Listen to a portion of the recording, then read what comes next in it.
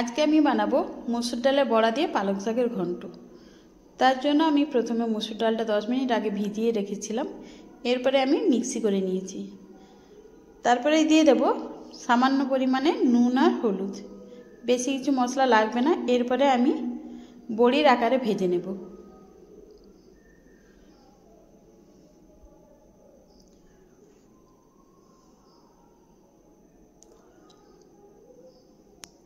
ভাজতে বেশি সময় লাগবে না, উল্টে পাল্টে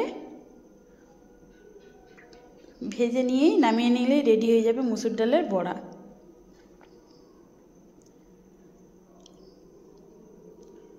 বাদ বাকি একই রকমভাবে আমি বড়াগুলো ভেজে নেব।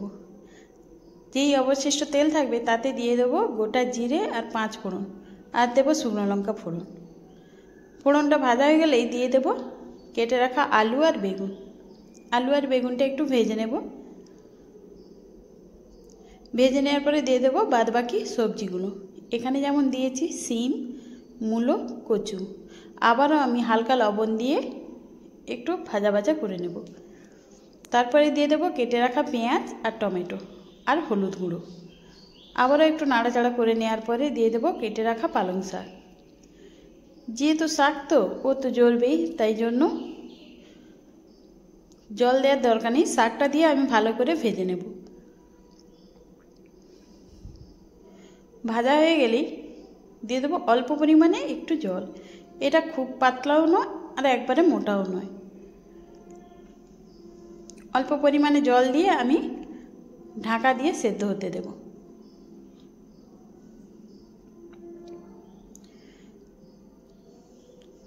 একটু ফুটে উঠলেই ঢাকাটা খুলে দিয়ে দেব অর্ধেক বড়া।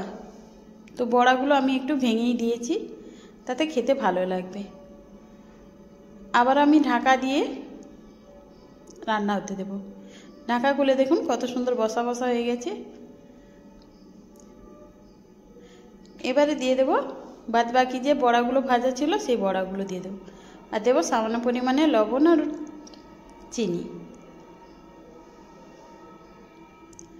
আবার একটু আমি নাড়াচাড়া করে নেব।